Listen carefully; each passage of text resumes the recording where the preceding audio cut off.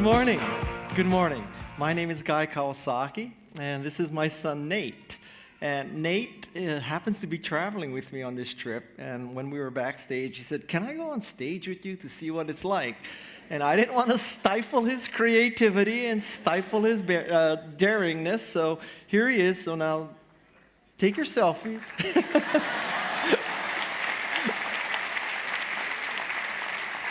Okay, beat it. So my name is Guy Kawasaki. I am the chief evangelist of a company in Sydney called Canva.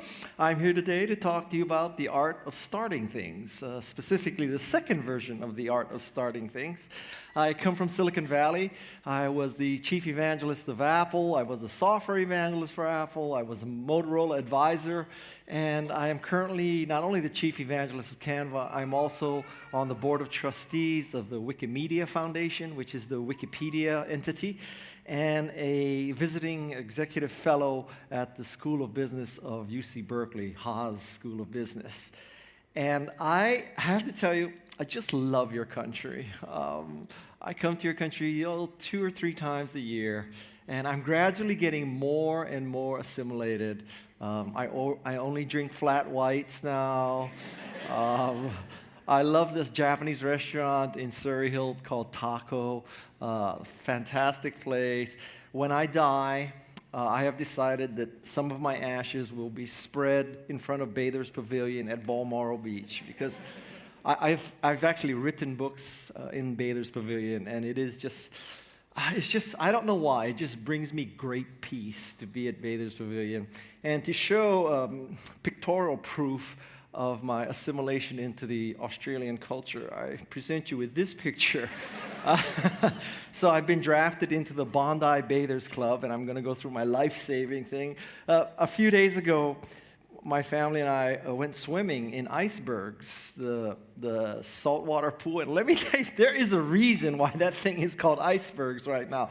It is absolutely freezing cold. So I've had a great time, and now I'm going to try to pay my host back by providing information about startups. Nolan Bushnell, who came out 2 speakers before, is a fantastic example of Silicon Valley entrepreneurship, innovation, daring, and all the good stuff. So he was one of my heroes. And I hope to pass on 10 good tips about entrepreneurship for you. So let's get started.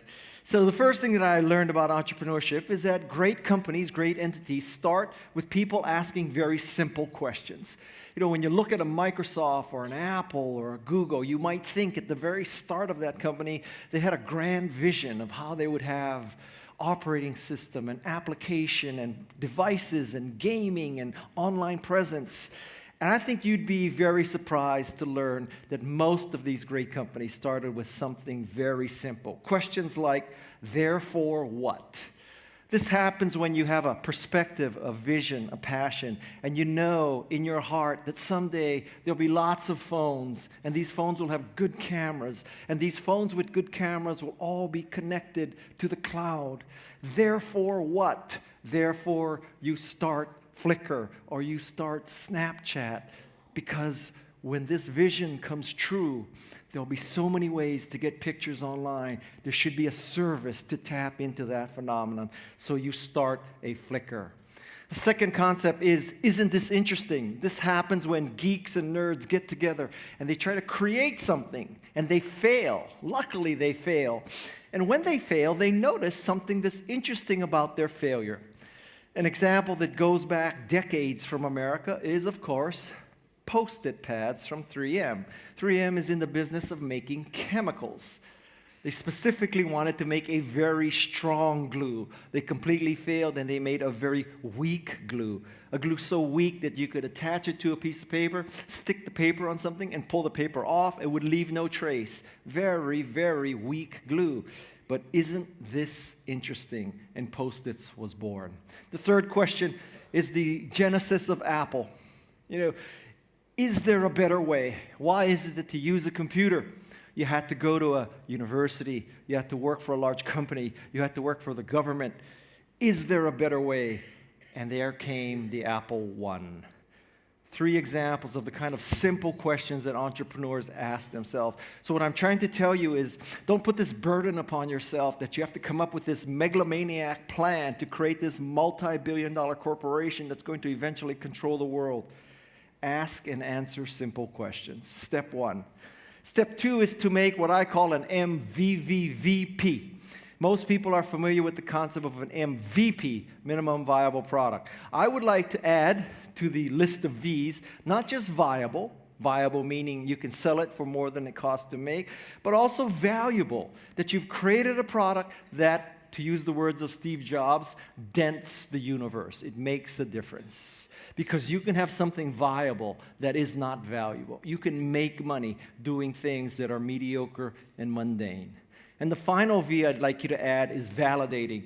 That this product, this service validates your vision, validates your perspective, your idea, your hope for the world. Let me use a negative example. Let's suppose that one day you open up your browser, you open up your newspaper, you find out that Apple is going back into the printer business. It's going to start selling laser printers again. Let's apply the viable, valuable, validating test to that laser printer. Is it viable? Absolutely. People will buy an Apple-labeled laser printer. No problem, right? So they'll make money doing it. Is it valuable? I would debate that it's not valuable. What difference does it make to the world if Apple sells another laser printer? And does it validate anything about Apple's vision for the future? Not at all. So a laser printer from Apple is viable, but it is not valuable, and it is not validating. Entrepreneurs in this audience, as you come up with your product ideas, I want you to rise above minimum viable product. I want you to make a minimum viable, valuable, validating product, the MVVVP. Number 3 is to get going, to get started.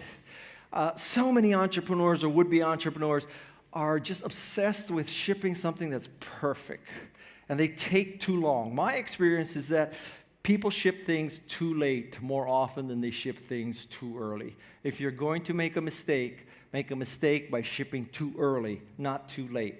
The key to doing something like this, to getting off to this fast start, is to do something that is probably cringeworthy.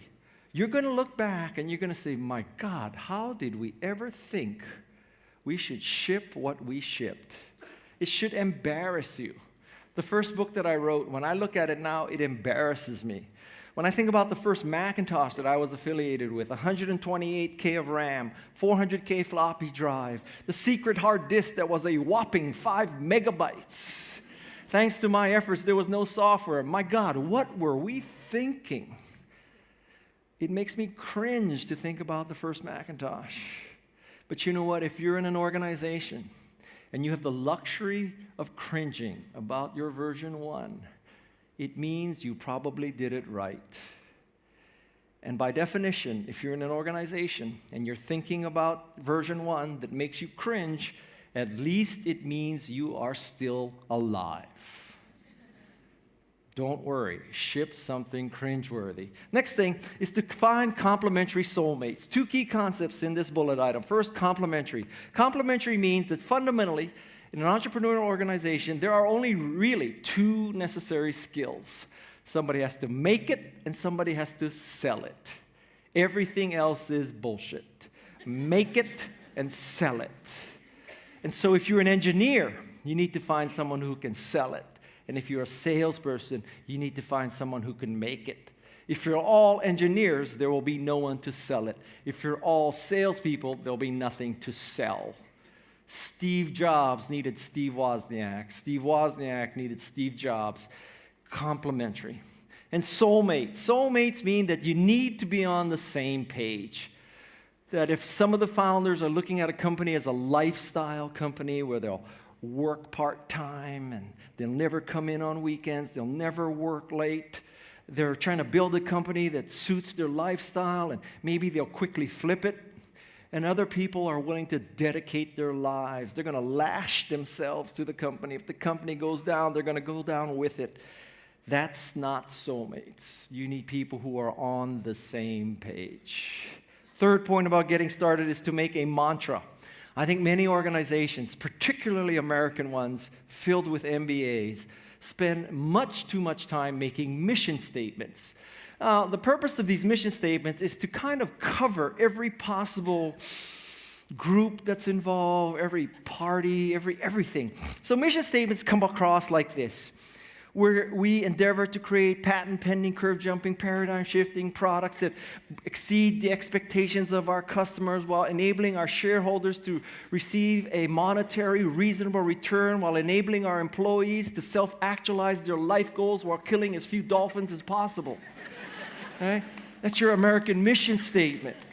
What you want is a mantra. A mantra has only 2 or 3 words. The mantra for Google: democratize information. Apple: increase productivity and creativity. Federal Express: peace of mind. It's stuff like that. My personal mantra: empower people. 2 words that define why I exist. Make a mantra. The next thing you need to do is to define a business model. Absolutely necessary, perhaps distasteful to some people, but you have to make money. Some key concepts about a business model. First of all, be specific. It's not about saying, well, we're a software company. That's not specific enough. Neither is saying we're an enterprise software company. That's still not specific enough. You need to say you are an enterprise software company serving the biotech industry, specifically the application for FDA approval. It should be so specific that you have the name or the title of the person who has your money in her pocket.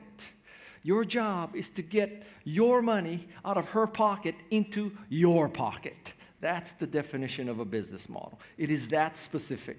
Next point is to keep it simple. You know what? There are many ways to innovate on products and services. Very difficult, very rewarding if you pull it off. I would suggest that if you can pull off the engineering, the science of innovating with a product or service, you should not also open up a new front called we're going to innovate on our business model. It's too hard to innovate on product and service, and then to throw on you're going to innovate on a business model. You're making your life too hard. Basically, you want a business model where it costs you $1 and you sell it for $10. That's it. Very simple. Third point is to ask women. The reason why I tell you this is because I believe that men have a fundamental genetic flaw. The fundamental genetic flaw is men want to kill things. Men want to kill plants. They want to kill animals. They want to kill people. They want to kill countries. They want to kill political parties. They want to kill products. They want to kill services. They want to kill companies, okay? So whenever you ask a man, is it a good idea to start a YouTube killer? Is it a good idea to start something that will kill PowerPoint? Or Apple, or Apple's watch, or Apple's MacBook? Is it a good idea to start a bank to kill Commonwealth Bank? Every man always says yes, because men cannot resist the temptation to try to kill things. Women do not have this fundamental genetic flaw. So when you want to know if you have a good idea and you have a good business model, do not waste time asking men. Only ask women. Number five is to weave a mat. You know, when you start a company, it is a beautiful situation. It's like being the first skier down the mountain in the morning. If you're into figure skating or ice hockey, it's like being the first person on the ice after the Zamboni has shaved the ice. It's just a beautiful feeling. And a company, when you start it, is just like that. You know, if you're in an existing company, you have these crappy employees you never should have hired. You have this crappy furniture and this crappy office. You have a crappy architecture. You have this crappy install base that's bugging you for free upgrades. You got all this stuff, right? But no, when you start a company, it's pure, packed powder that no one has skied on. And in that kind of scenario, you're tempted to think, oh, there's so much stuff we can do in our new company. We could work with graphic designers and design a new logo, this really cool logo. And we could create these viral Kickstarter 90-second videos, that's going to win awards.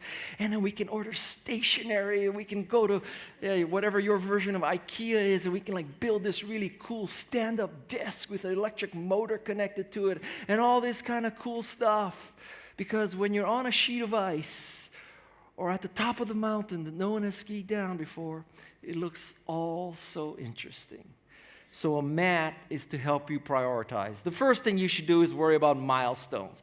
Milestones are things that you would call up your spouse or text your spouse and say, honey, today we shipped. Today we finished the design. Today we closed our first sale.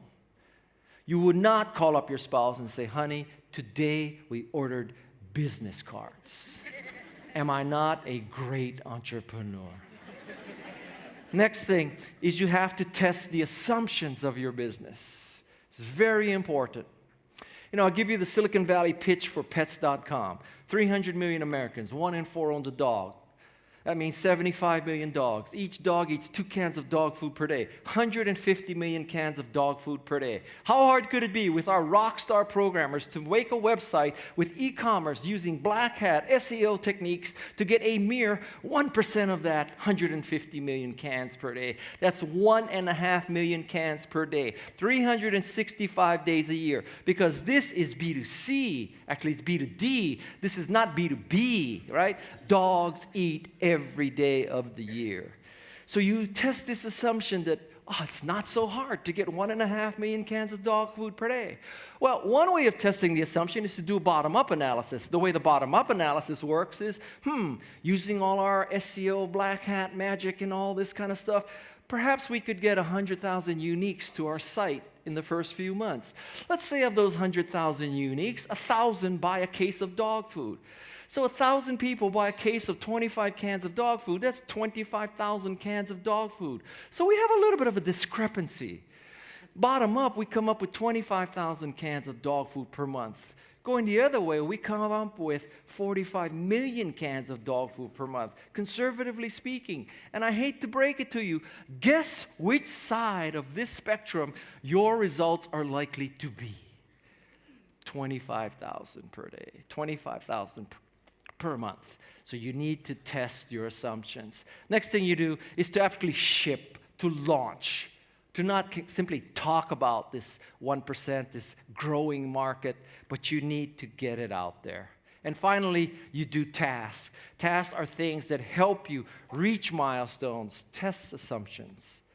Stuff like hire an engineer. That's a task. Ordering a logo is not a meaningful task. Milestone, assumption, test, task. The pecking order of entrepreneurship. Number 6 is to tell your story. Great entrepreneurs can tell their story. Many entrepreneurs stand up in front of an audience and they say, I have patent pending, curve jumping, paradigm shifting, enterprise, scalable product. Everybody says that because they think that everybody else stands up and says, I have a piece of crap that's slow, buggy, and hard to use and cannot scale.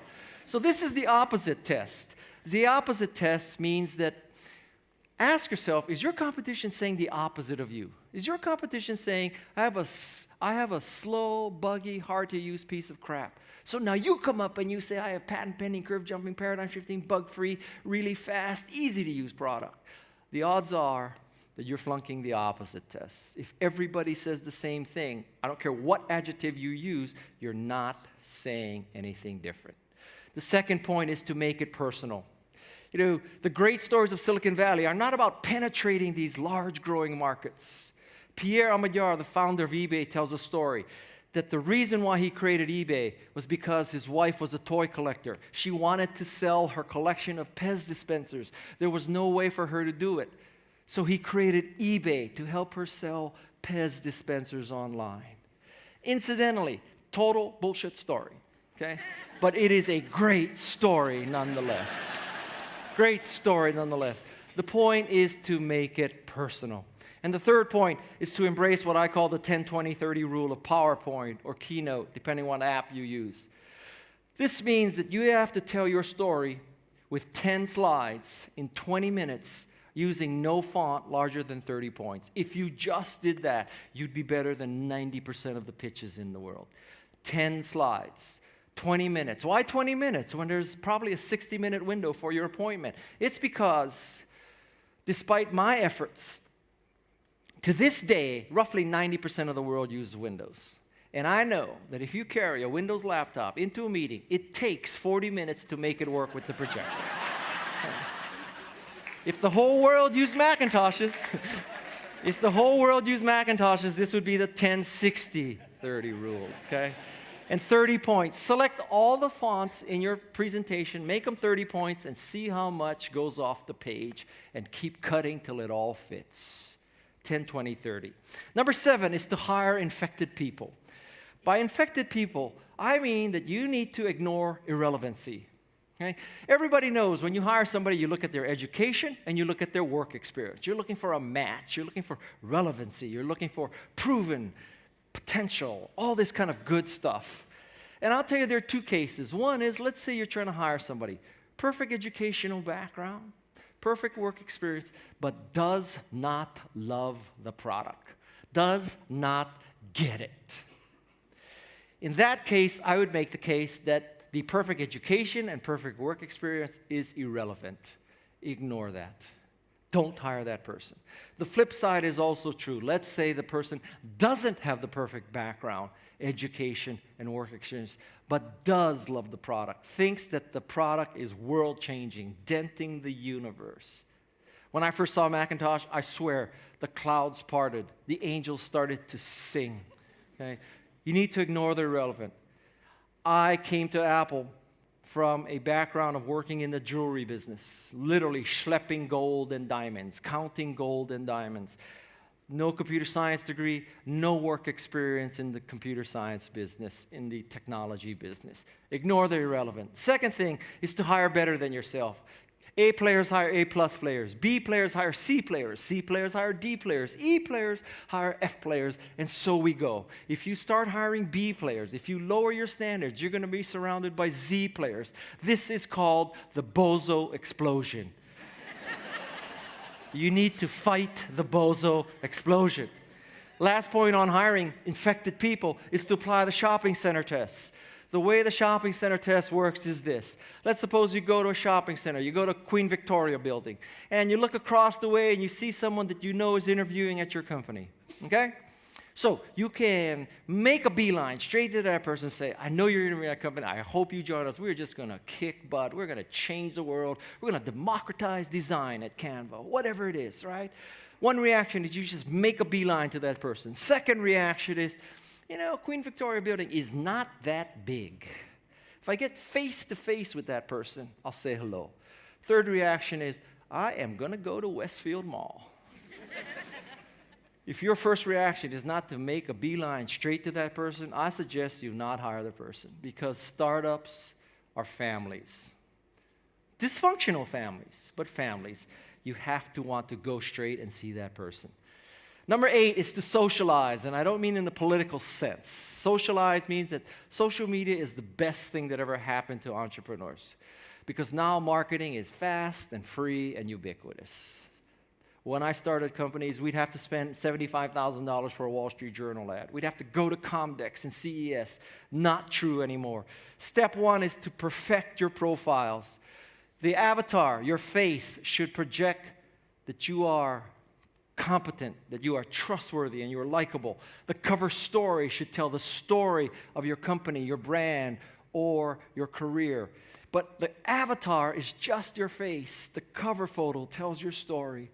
Next point is you need to embrace the NPR model. NPR, National Public Radio, is like ABC for you. ABC, I think your government pays. NPR is supported very little by the U.S. government. They have to run these fundraising pledge drives every once in a while. But you know what? NPR provides such great content that people don't mind the pledge drive. In fact, we contribute. So the test for social media is you're providing such value that you can run a pledge drive. At Canva, we try to present such great content about design, not about Canva, about fonts and colors and photography, that when we want to run our pledge drive, i.e. telling you about a new product or service from Canva, we have earned the right. And you feel the need to reciprocate, to pay attention to our pledge drive because we have been providing great content all year. That's the NPR model. Next thing is to pass the reshare test. The reshare test means that whatever you post is so great that not only do your followers like it, they will reshare it to their followers. It is a higher test for content. Because when people reshare your content, it means that they are risking their reputation on what you shared. And if you can pass the reshare test, you will increase the size and potency of your social media platform because more people will find out about you. Pass the reshare test. Number 9 is to seed the clouds. That is to make it rain. American colloquialisms for sales. The key to sales is to let 100 flowers blossom. You may think you know exactly what people should do with your product or service. Come to find out, you were wrong. Unintended customers use your product in unintended ways. Don't freak out. Celebrate. Declare victory. Apple wanted to make Macintosh a spreadsheet database and word processing machine. Guess what? 0 for 3. Macintosh became a desktop publishing machine. We did not plan that. Aldous PageMaker was a gift from God that created desktop publishing and saved Apple. Imagine a world without Apple. We'd all have phones where the battery lasted for more than half a day. We'd have GPS. We'd have GPS that actually worked. We'd have a real keypad. We had phones you could put in your jeans and they wouldn't bend. It would be a different world. Let 100 flowers blossom. You think you have a spreadsheet database and word processing machine? Come to find out you have a desktop publishing. Hallelujah. Declare victory. Throw stuff against the wall. See where it sticks. Go up to the wall. Paint the bullseye around it. You hit the bullseye. God bless you. Number 2. Number 2 is to enable test drives. What you're saying is to people, I think you're smart. And because I think you're smart, I'm going to enable you to test drive the product and service. Then you decide. Don't ram it down their throat. Third point is to find the influencers. You know, it used to be easy, top down. You sucked up to the Wall Street Journal, they made you. It's not true anymore. I'm not saying you should ignore the Wall Street Journal, but I'm telling you right now, the pyramid has become inverted. And now, Lonely Boy 15 at AOL.com, who lives with his mother and sleeps on Buzz Lightyear sheets, could make you successful. You cannot ignore that anymore. Social media. You know, in the business of books, it used to be that people waited for the New York Times book review to review a book before you bought it. If the New York Times blessed you, you had a bestseller. It's not true anymore. When a book ships on Amazon, in the next couple days, there'll be dozens of reviews. There'll be a conglomerate, cumulative score of 4 stars, 4.5 stars, or 2 stars. People go to Amazon, they look at 4.5 stars, they read a few reviews by Lonely Boy 15, not the Washington Post, not the New York Times, not the Sydney Morning Herald, none of that. They look at that, they look at the scores, and they click, and it's in their basket. That's the nature of marketing today. Lonely Boy 15 is the influencer. Number 10, don't let the clowns grind you down. Arguably the most important thing, and I'm 2 minutes and 48 seconds over time, but what can you do? Because, right, yeah, you're trying to cut me off, but I know that the next thing is a break. Okay, so what are you going to do? Not take me to Melbourne? So number 10. I spent 2 minutes introducing my son. What can I say? So, don't let the clowns grind you down. This is about bozosity. This is about clueless, stupid, negative people. There are 2 kinds of clowns or bozos in the world. One kind is a loser, slovenly, disgusting, pocket protector, Japanese watch, rusty car. That's a loser. That's not dangerous because only a loser would listen to a loser. So unless you're a stupid loser, you don't have to be afraid of other stupid losers because you're not stupid enough to listen to the loser. No danger. The dangerous bozo, the dangerous clown, is a successful bozo or clown. Dresses in all black. Owns lots of stuff that ends in I like Armani, Ferrari, Lamborghini, Maserati. Audi is okay. Audi is the exception. Okay? So you look at that person and you think, wow, rich, famous, must parse to smart. I should listen to this person. I would tell you, rich and famous parses to lucky half the time, right? And now you know that Tom Cruise doesn't have a perfect symmetrical face. I still hope that you don't take his advice on religion, okay? He's rich and famous. I don't think you should listen to Kim Kardashian about raising children, okay? Rich and famous doesn't parse to right or smart. So I think that bozosity is like the flu. How do you fight the flu? You get a flu shot. You inoculate yourself. So when you encounter big flu, you've built up resistance. I'm going to give you some bozosity now. So when you encounter bozosity as you start a company, you can resist the bozosity. I think there's a world market for maybe 5 computers. Thomas Watson, chairman of IBM. 5 computers. I have 5 Macs in my house. I have all the computers he anticipated in the world in my house. This telephone has too many shortcomings to be seriously considered as a means of communication. The device is inherently of no value to us. Western Union, 1876. Oops! You know, Western Union could be PayPal today. It could be Bitcoin. It could be Square. But not if you write off telephony. What were they going to do? Teach all the Americans Morse code and put a telegraph in every house? String a long wire behind your car, put a telegraph in your car? Hallelujah. There is no reason why anyone would want a computer in their home. Ken Olsen, founder of DEC, great entrepreneur, great innovator, so successful in the mini computer curve, took us away from the mainframe curve, but he could not embrace the personal computer curve. Imagine if you were Steve or Woz and you met Ken Olsen and you told him your plans for personal computer, and Ken Olsen shut you down by saying there's no reason why anyone would want a computer in their home. Because if you think about it, at the time you were starting Apple, who would be a better investor, advisor, director, mentor than someone like Ken Olsen, right? And he would have told you, no one's going to buy a computer. There's no reason to have a computer in your home. This is dangerous bozosity. Don't let the clowns grind you down. And that is the art of innovation. Thank you very much. Thank you.